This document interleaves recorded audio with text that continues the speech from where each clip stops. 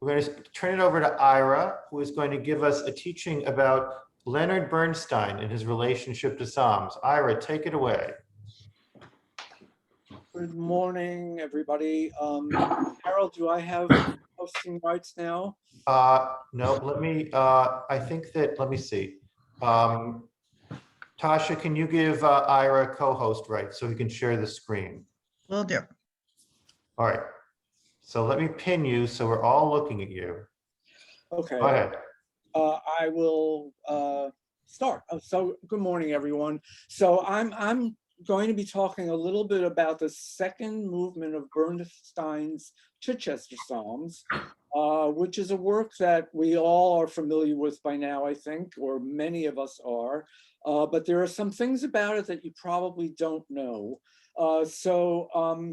To start with a little bit of the background, Bernstein was commissioned to write this work in 1965 by the Chichester Cathedral in England, which annually holds a festival. And it was commissioned for that festival, although the premiere actually took place in New York City with the New York Philharmonic a couple of months before it was performed in England. Now, what's interesting about the Chichester Psalms in general is that it's a three-movement work, and each one of the movements uses a complete psalm and a fragment of another psalm. So that, for example, the first movement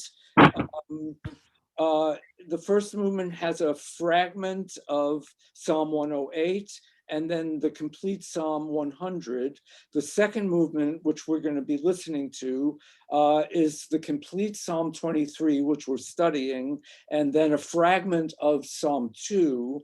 And the last movement is the same structure. But what's very different about the second movement with Psalm 23 is that it intermingles the two psalms together, so that you don't just hear one fragment and then one complete psalm. You start by hearing bits and pieces of Psalm 23, and then very abruptly you hear verses from Psalm 2, and then we come back to Psalm 23 at the end. And I'm going to show you that by sharing my screen here.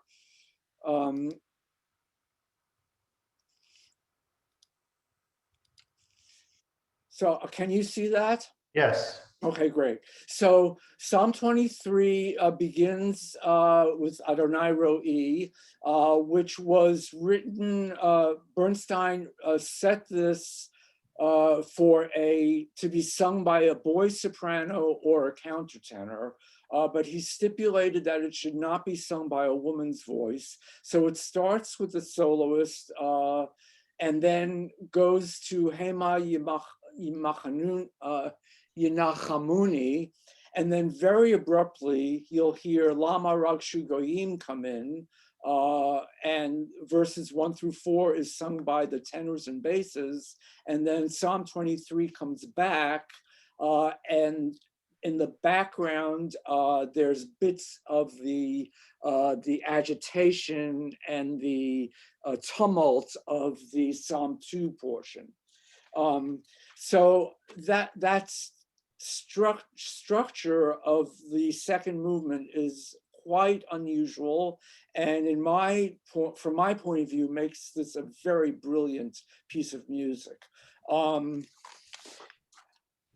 want to say a word about Bernstein, who, as you know, was a great musical theater composer, and his ultimate claim to fame was West Side Story.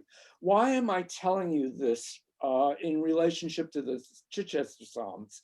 Well, I'm telling you this because at the time that Bernstein was commissioned to write the Chichester Psalms, he had spent quite a bit of time collaborating with Jerry Robbins, Comden and Green, who he had collaborated with earlier on other musical theater pieces.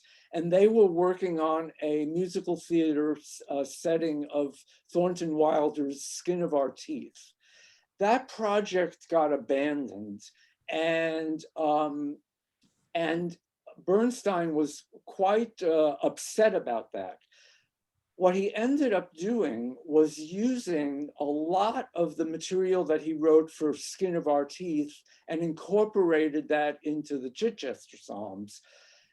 In addition, the Chichester Cathedral, which had commissioned Bernstein for this work, had told him that they would like to hear a little bit of sort of the West Side Story sound in the work that he would compose for their festival. So in the in the Psalm 2 portion of the second movement, Lama Ragshu Goyim, he actually took a song that he had written for West Side Story that was, but then was scrapped, and he worked that into the Chichester Psalm. So I'm going to play for you just a little bit of the beginnings of each of these so you could hear this. So here's the way the second movement of Chichester with Psalm 23 begins.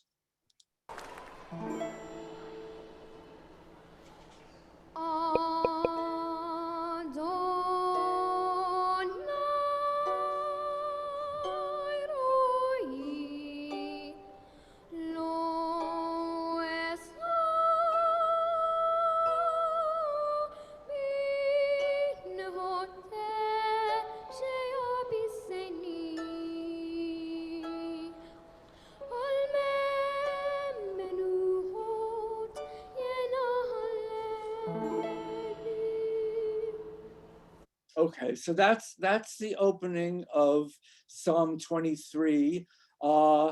And here is a song called Spring Will Come Again, which he had written for the Skin of Our Teeth. And it later got also incorporated into subsequent versions of his musical Peter Pan, although it was not part of the original Peter Pan production. And listen to this and you'll hear immediately.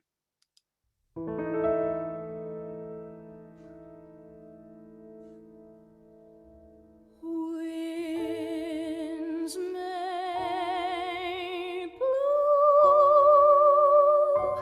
and snows may snow.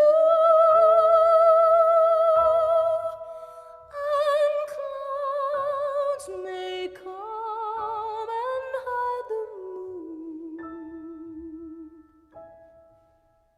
Still we know that someday soon. So you hear it's the same exact melody with the same harp prominence that you heard in the Chichester Psalms. So then, for the second part of Chichester, where Lama Ragshu Goyim comes in, here's what that sounds like.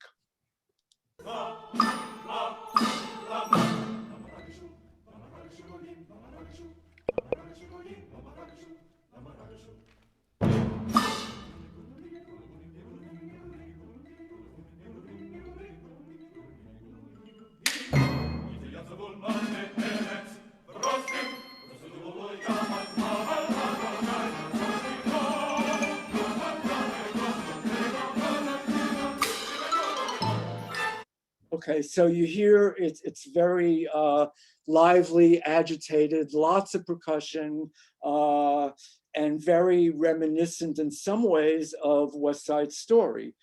So lo and behold, here is a song that got cut from West Side Story. And it's called Mix, and it was going to be sort of part of the Rumble pre-Rumble scenes in West Side Story. Mix, make a mess of them. Pay the Puerto Ricans back, make a mess of them. If you let us take a crack, there'll be less of them. There'll be less of them. Mix, we can cut them up. If you only say the word, we can cut them up. Go ahead and say the word, and we'll shut them up. We can shut them up. Space, every one of them's chicken, chicken. Fix them, give the suckers a lick and chick. Those round little bugs are looking for kicks. Every round little kissy son of a Puerto Rican chick is a kiss full of bricks.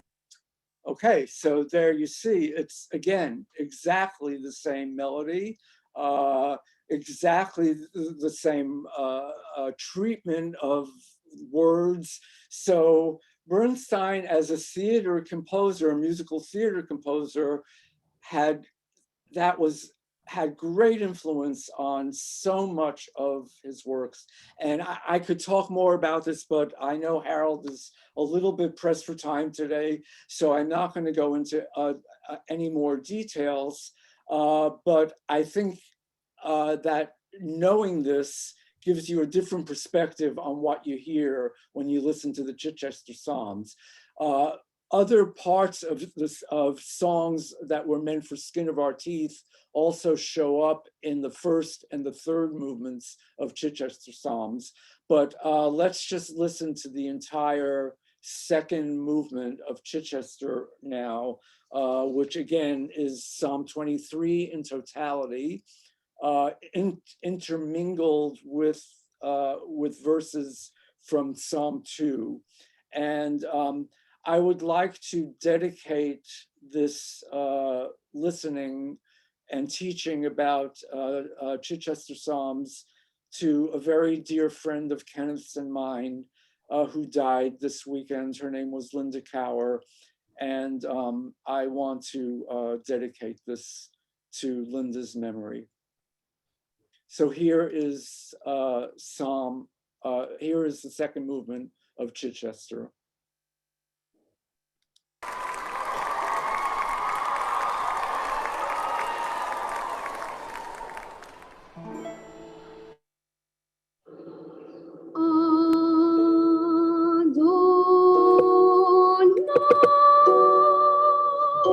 Our screen is blank. Oh. In white. I'll have to share again. Sorry.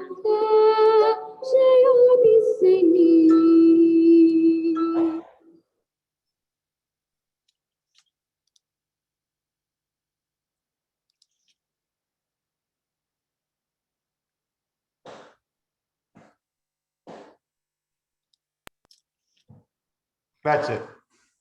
Okay, maybe it's because I put it on full screen. Whatever, just play. I'll just leave it this way.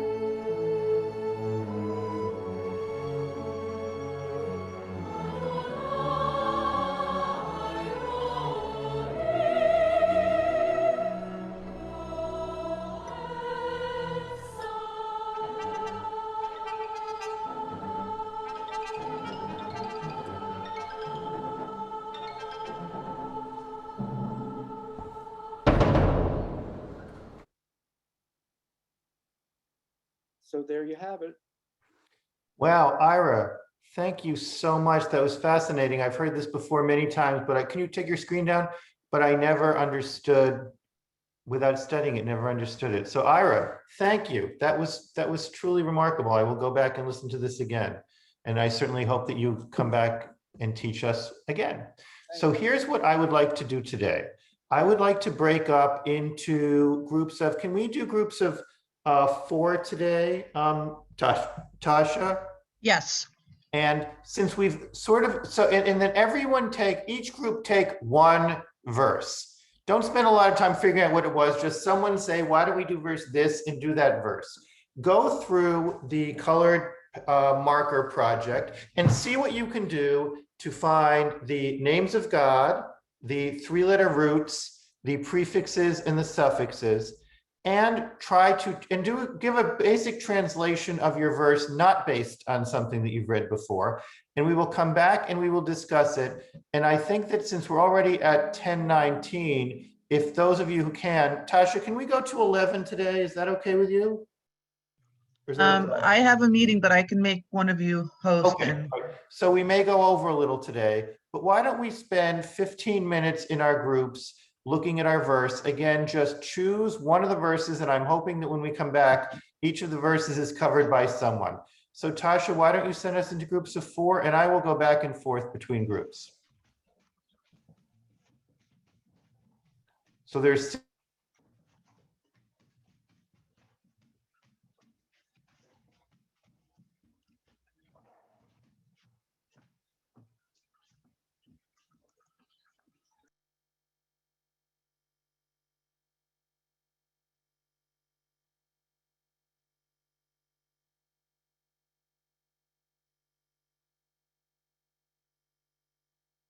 wait while people. If your room was like my room, there was a mixture of frustration and enlightenment. And so we will recognize the frustration of dealing with very advanced Hebrew words and grammar and concentrate on some of the enlightenment that we got while studying together. Did anyone do verse 1? Just raise your hand if your group did verse 1. Anybody? Okay, maybe that's because it was already done. Who tackled verse 2? Let's raise your hand in participants. Someone certainly tackled verse 2. Can it be that nobody tackled verse 2? Okay, this is very interesting. Who tackled verse 3? Okay, so Susan Lipson, I'm going to put this up. So verse 3, can you teach us a little bit about what your group found about verse 3? I can. Okay. First, say it in Hebrew, Susan, if you can. Okay, I can't see. Hold on a second. Do you see it now? Yeah. Okay. Nafshi yoshvev yancheni b'magle tzedek lema'an shemo. Okay, did you find the name of God there? No, but we found, well, we didn't get that far, but we did find Shemo for his name. Okay, so that is a reference to God. We actually only got through 3 words, but. Which 3 words did you get through? The first 3. Okay, so tell us what you found about the first 3 words. So in the first word, nafshi, the yod at the end is a suffix. Right. For my. Right. And the shoresh, or the root, is nun fe shin for nefesh. Okay. Which is soul, or however, we had several other interpretations of that. What else did you have, Susan? Well, let the other people in the class say, y'all in the group, say what you thought the other interpretations might have been. Okay, anyone else in Susan's group can just unmute themselves and jump in here. What were the other interpretations of nefesh? I thought that Rabbi Kleinbaum, when she did it, talked about it being life or full body. I was trying to remember that she said it's not only soul. Okay, anyone else in the group have a view on nefesh? Jack, didn't you have something? Did you say life? You know, given the time, let's just go on with you, Susan, as the Okay. representative. So give us the second word. Okay, the second word is the yod in front, I believe, is he. It's not, it doesn't fit into our prefix Right. suffix group, but the root is kind of interesting because in the translation it says restores, and you could think that it maybe is shuv for teshuva, but since the extra vet is on the end, I looked it up and found that it could be shen vet vet, which is gladdens or like brings joy. So I was Wow. wondering if another Hebrew speaker, because I'm not a Hebrew speaker, I'm just Okay. a beginner, if somebody else could speak to that. So I will just say that sometimes it's sort of furtive to find out what it is. Give us the third word, and then we'll see if we can get a Hebrew speaker in, whether it's shuv or shovev. Okay, so the third It's word, shuv. Okay, hold on. Let Susan finish first. the third word is, so you've got the yod in front again, and then you've got the yod at the end for the prefix, the suffix my or me, and then you've got resh bet tzadi, which is to lay down. Wait, no, it's I'm it's sorry, I went to nun the- and a het. Is that I'm what sorry. you're? No, I went to the wrong word. I went to the wrong line. So Okay. it's he rests. So nun het nun. Okay. So anyone else? So we also did verse 3. Lisa, would you like to come up with our interpretation of these three words? Lisa Brown?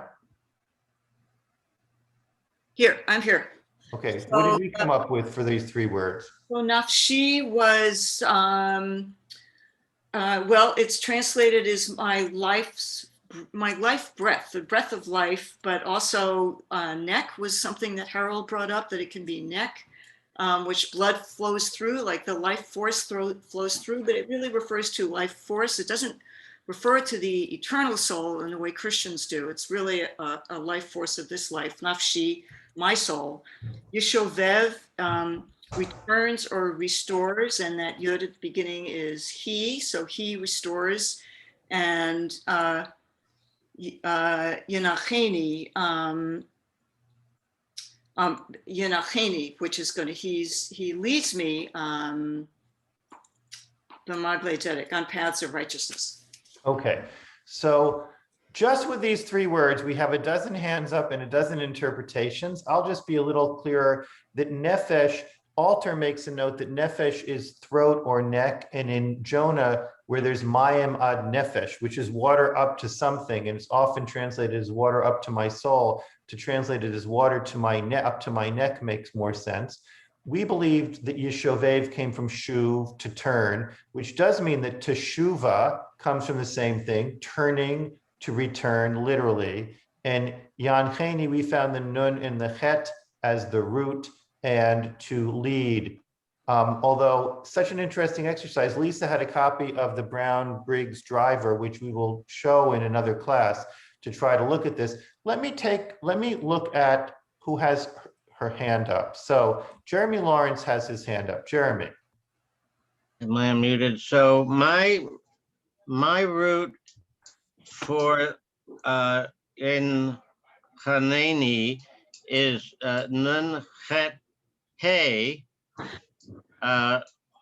which is lead or to drive.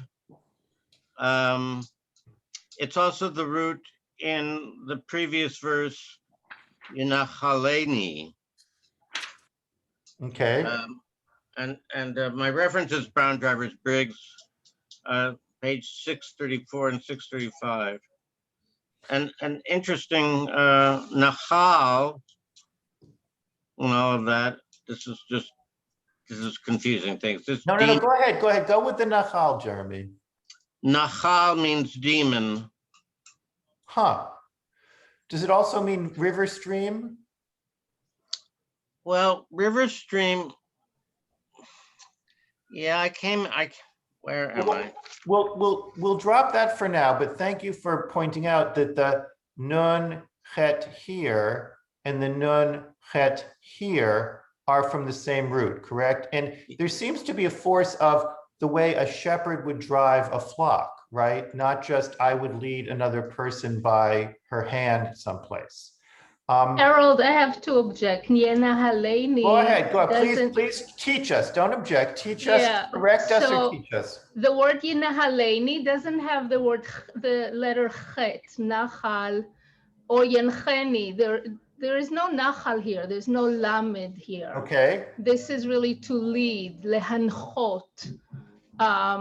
And for the word Yeshuvev, I disagree with your interpretation that it's Shin Yud Vet. I think the root is Shin Vet Vet, which is the one Susan mentioned, which is to be happy. So Nafshi Yeshuvev means my soul is happy, or you make my soul happy, and then you lead me in the circles of justice. So Ma'agale is circles, really not paths, although they could be paths, of course.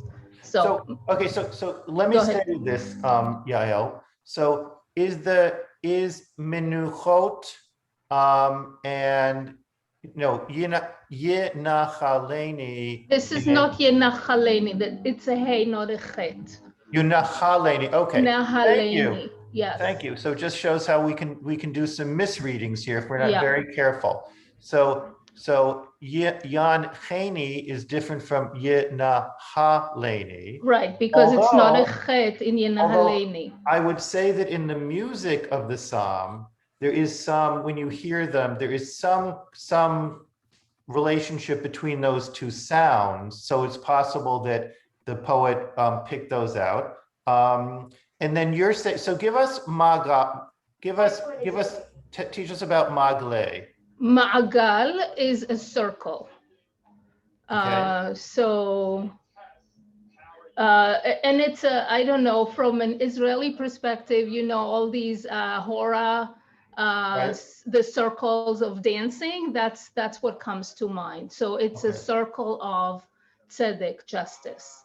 So you guide me, you will guide me in the circles of justice for your name. And Donna Gray.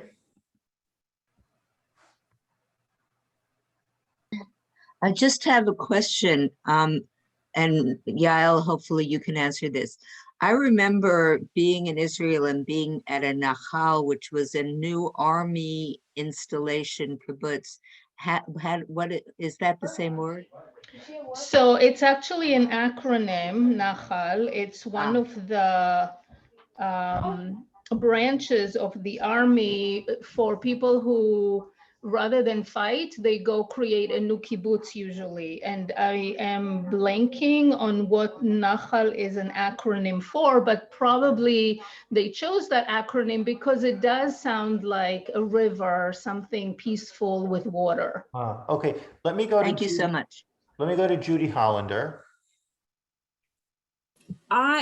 Where I looked up that Yeshuvev was the root was shuv, to return, how I found it. So I don't know which, I'm just throwing that out. Okay, so I'm going to take this down and Harold, sorry, I found the acronym for Nachal. It's Noar Chalutzi Lochem, youth that is pioneers and fighters and pioneers, or pioneers and fighters. So Noar Chalutzi Lochem Nachal. And again, I think they chose it because it sounds like a river. Okay. Alicia Fowler, could you expound a little bit more about what you put in chat? On the polo binyan. Okay. I don't really know. I was hoping maybe Yael would know more about it. I just know that it's the, or someone who got to this level in biblical Hebrew. It's one where the last root one will repeat. So that's how people are seeing Yoshev. They're seeing shuv, which doesn't have two baits at the, it's not a root with two baits. But in a Pollel form, you will repeat the last radical. So, And that's how you would end up with Yoshet, so, which seems very different. all right. And Sherry Gillis has her hand up.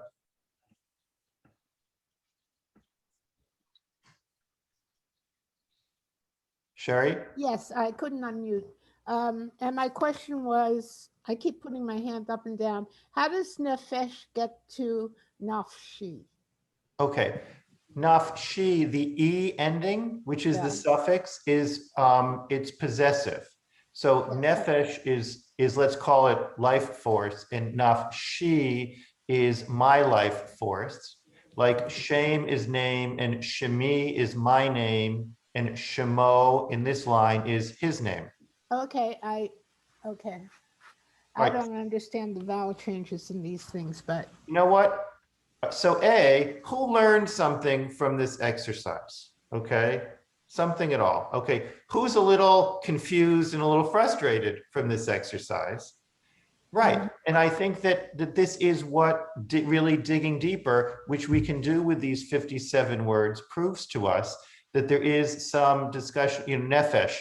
What exactly does it mean? Does it mean here neck? Does it mean throat? Does it mean soul? Does it mean life force? Magle, which we've learned as paths of righteousness, really has a root of circle. And if we think of it as circles of justice, how does that change our understanding of this psalm? So, and then there's a much more complicated discussion. There's a certain number of people here who are discussing the Palel and the Polel, which are different forms. I think it gives those of us who are still learning, well, everyone is still learning Hebrew, but those of us who are learning some little window into what an even more complicated grammatical discussion of this could be. And I think that if we were to go back and look at some of our notes, particularly Alter, to see how he is translating it, we would have more of a better understanding. But I think that unpacking it like this, as we will continue to do with the Rabbi, is a real, it's nothing is as simple as it looks, right? It's all a little bit more complicated.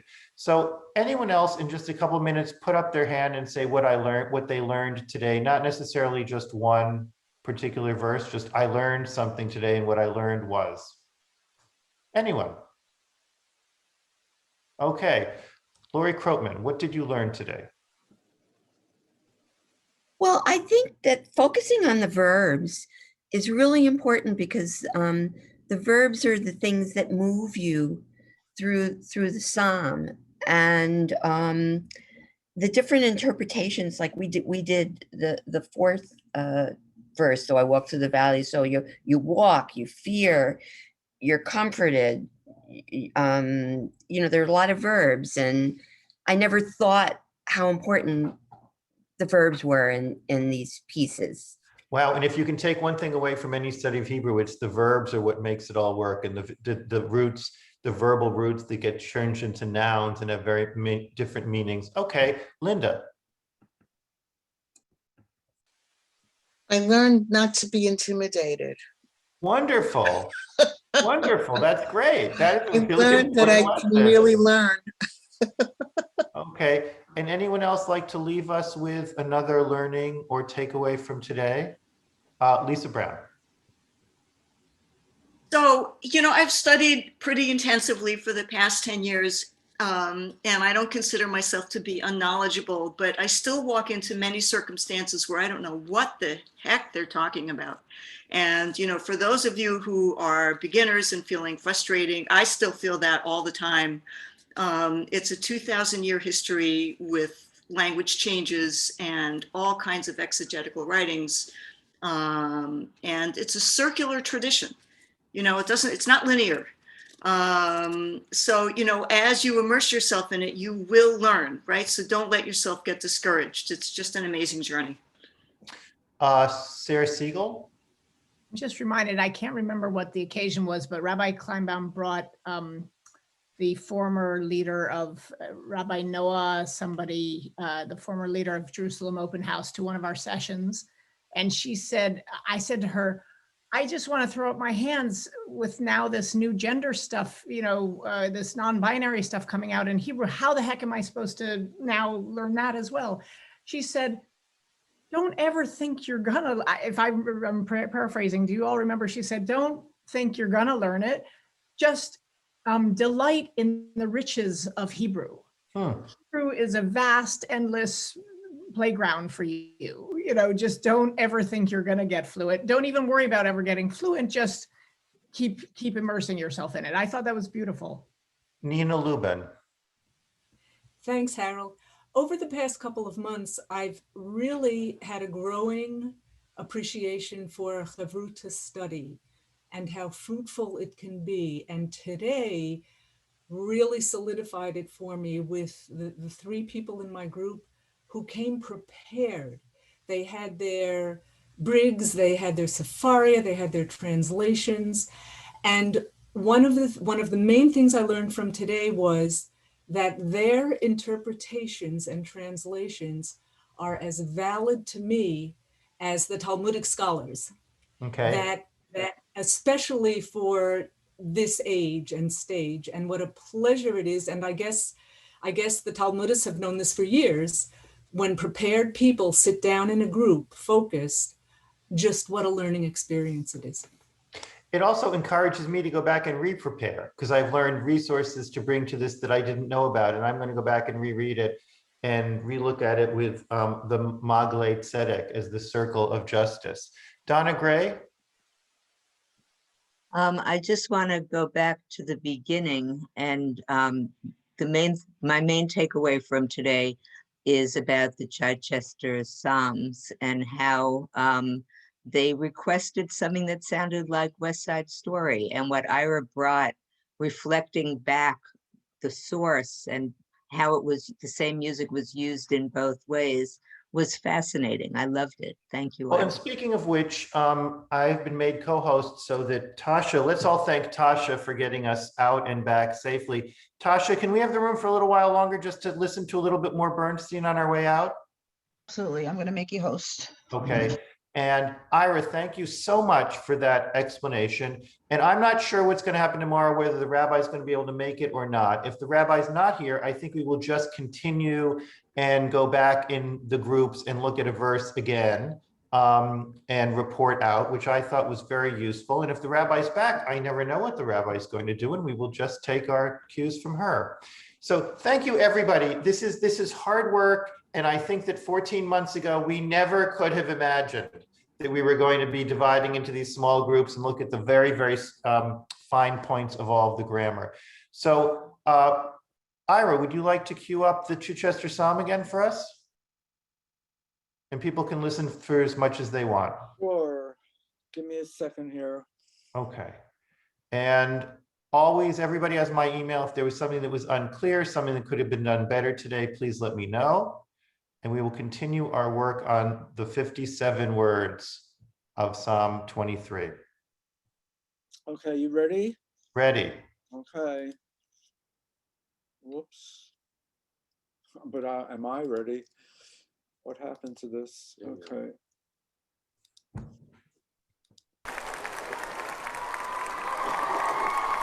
We have a black screen, Ira. Can you hear it? Yes.